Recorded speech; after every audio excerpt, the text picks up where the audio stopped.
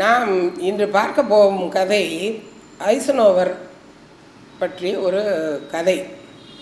அதாவது அனைத்திற்கும் ஒரே ஆயுதம் அல்ல, எதற்கு எந்தெந்த ஆயுதம் வேண்டுமோ அதற்கு அந்தந்த ஆயுதத்தை கொண்டு தான் முறியடிக்க வேண்டும் என்பது இந்த கதை. ஐசனோவர் அனைவரும் அறிந்தவர்கள்தான். அவர் அமெரிக்க நாட்டின் ஜனாதிபதியாக இருந்தவர். ஆனால் அதற்கு முன்பாக இராணுவத்திலே கர்னலாக இருந்தவர். அவர் மிகச்சிறந்த ஒரு ஜனாதிபதியாக திகழ்ந்தார் என்பது அனைவருக்கும் அறிந்தது. இராணுவத்திலே இருந்த பொழுது அந்த இராணுவ முகாமில் அமர்ந்து கொண்டு அடுத்து எதிரிகள் என்ன செய்ய போகிறார்கள் என்பதனை குறித்து ஆராய்ந்து கொண்டிருந்தார். அப்பொழுது திடீரென்று ஒரு எலி வந்தது. இவருடைய கவனம் சிதற ஆரம்பித்தது. எதிரிகளை குறித்த இவருடைய சிந்தனை எலிக்கு போய்விட்டது. அந்த எலி இந்த பக்கமும் அந்த பக்கமும் அவருடைய கவனத்தை சிதறடித்தது. உடனே கோபம் கொண்ட ஐசனோவர் என்ன செய்தார் என்றால், ஒரு துப்பாக்கி எடுத்தார். துப்பாக்கியை எடுத்து அந்த எலியை குறிவைத்து சுட்டார். எலியார் துப்பாக்கிக்கெல்லாம் பயப்படுபவரா, அவர் அந்த இடத்தை விட்டு இன்னொரு இடம் சென்று விட்டார். உடனே அந்த இடத்தை போய் சுட்டார். அந்த இடத்திலும் இருந்து இன்னொரு இடத்திற்கு ஓடிவிட்டது.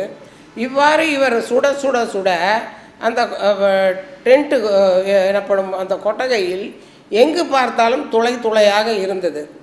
அவருக்கு சமையல் செய்வதற்காக ஒரு ஆள் உடனே கூட இருப்பான்.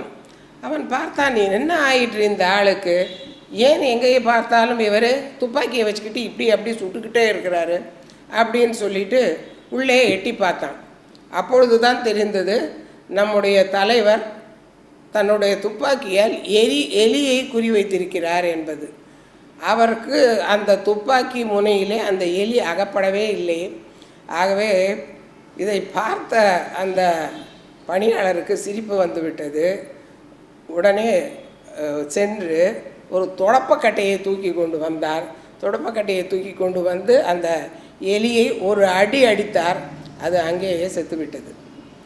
அப்பொழுது தான் ஐசனோவருக்கு புரிந்தது, அனைத்தையும் ஒரு பெரிய ஒரு ஆயுதத்தால் வெல்ல முடியாது. ஒவ்வொன்றிற்கும் ஒவ்வொரு ஆயுதம், ஒவ்வொன்றை வெல்ல ஒவ்வொரு முறை வேண்டும் என்பது. ஒரு சிறிய எலிக்கு ஒரு சிறிய தொடப்பக்கட்டை போதும்.